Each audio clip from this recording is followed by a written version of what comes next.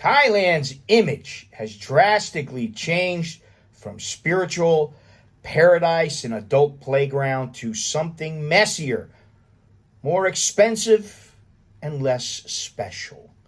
Thailand used to mean something. It was wild. It was beautiful. It was cheap. It was a place you could disappear and reinvent yourself, or just enjoy being anonymous. Now it's full of digital nomads, Instagram zombies, overpriced condos, scams, Chinese, Indians, Israelis. Everybody who wasn't here before is now here, or at least they were here in a lesser quantity, and now everything's blown up. So I've got to ask, is Thailand's brand dead, or is it just bleeding out slowly while no one admits it? If you've been here a while, like I have, you already know what I'm talking about.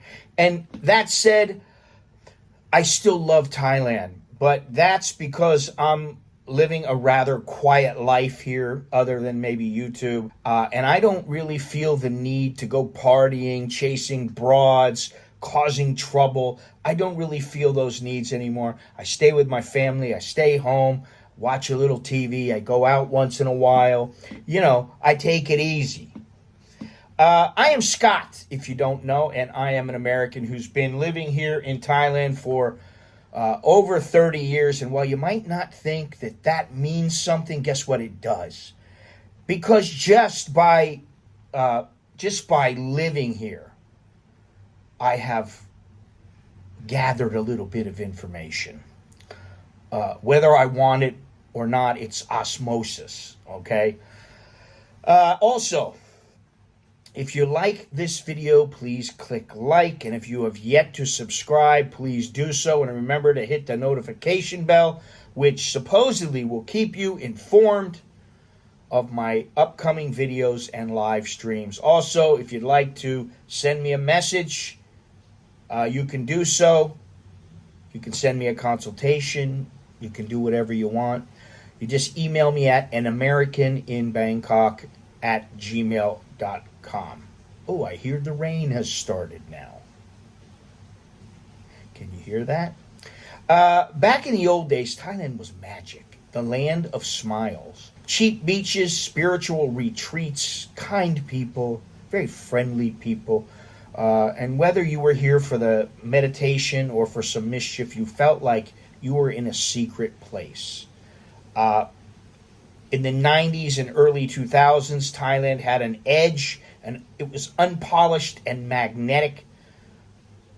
Food was like less than $1, $5 massages. Well, there's still $5 in my area out here, but $10 bungalows on the beach. And, you know, a lot of men came for the women, and we'll get to that. But the Thailand of the past had a mystery, a risk, a charm, and freedom.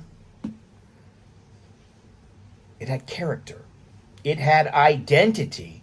And that was the brand. And what I will say is that back in the old days, I did feel like I was in a special place. So I remember distinctly, I just never forget this, but I was on the Ping River in a longtail boat.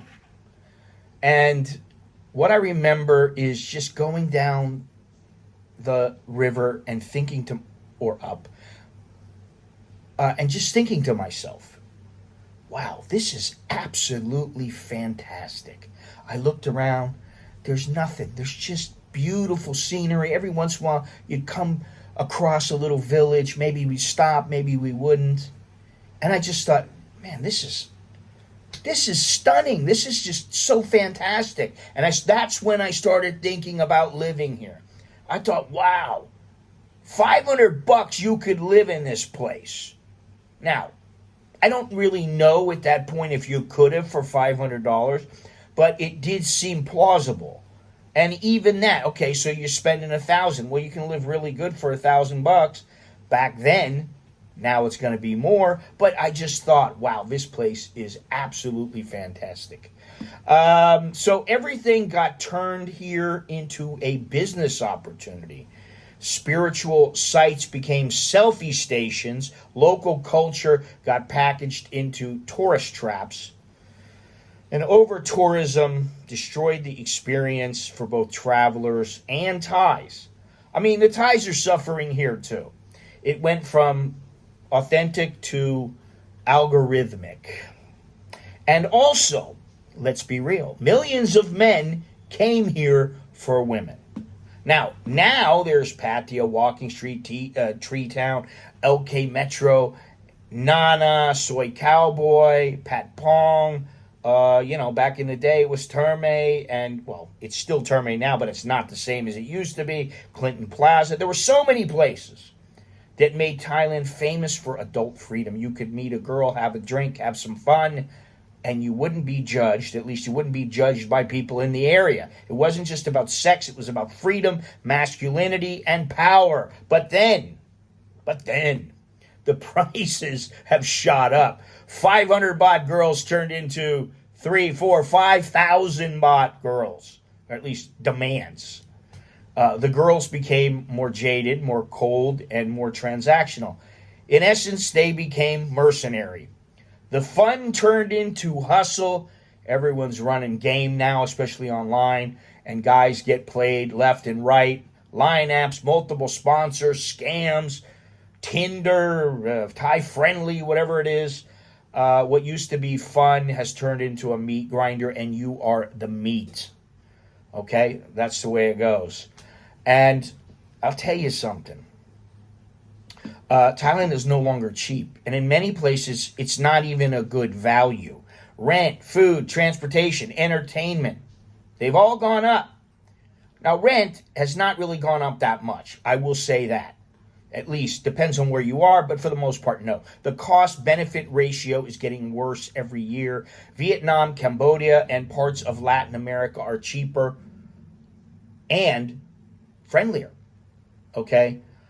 I can tell you that my rent is fantastic because this is the thing. If you really search, you really look, you can find good deals. Thailand can be great. I mean, listen, we've been living in this townhouse for, 11 years, something like that. And it's 7,000 baht. We have 3 bedrooms, 2 bath. We have 2 air conditioners. And the last house we had was 6,000 baht. Okay? And that was a 4-bedroom, 2 bath with a big yard. That was a house, not a townhouse. So, listen, we have never paid that much. And, we just save the money, put the money away, and we don't care about all this other stuff. But I can tell you that there are scams pretty much everywhere. If you're not alert, you might get scammed. There's the taxi scams, the jet ski scams, fake police, online fraud. The weed laws have gone from no weed laws to whatever to maybe probably banned again. Who knows what the laws are? Okay? We don't really know, and we're not going to know for a while. Supposedly it's semi-illegal right now, but we'll see. This is Thailand, TIT, baby. Expats live under shifting rules, visa stress, and rising xenophobia in the media. The land of smiles has turned into the land of suspicion, or the land of who knows. Today, Thailand still has natural beauty, great food, good people, but the magic, in my opinion, is slowly fading, especially for tourists. Now it's full of influencers, bar girl hustlers, confused foreigners chasing a dream that doesn't really exist anymore. I think the people who do well here are the older people who are grounded. They come in and their expectations are not too high. Thailand has aged 30 years in just 10, and it didn't really age gracefully.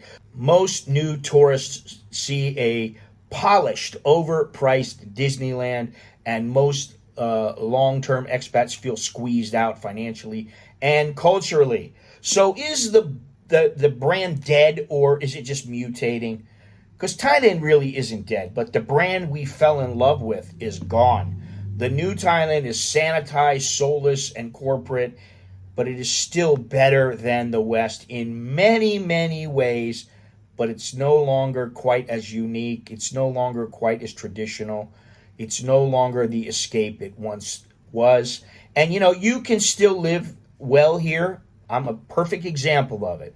But only if you're willing to adapt. And I'll be honest, I've just kind of adapted because I'm like, all right, well, that's not too bad. Okay, well, that's not too bad. Now I know a lot of things have changed over time, but I still think it's pretty good here. So come for what it is now, not what it used to be. Okay, if you've come here for 20, 30 years, guess what? It's not going to be the same.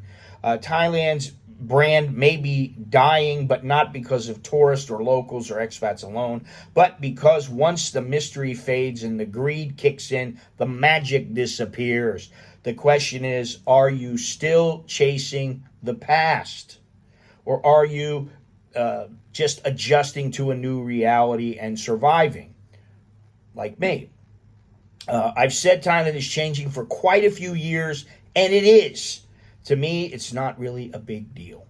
My life is nothing like it was when I first came here.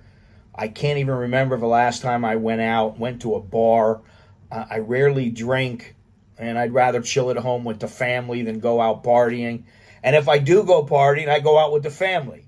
Anyway, remember to smash the like button, subscribe, and hit the notification bell. If you want to show your support for the channel, you can do so by joining the VIP section of the channel.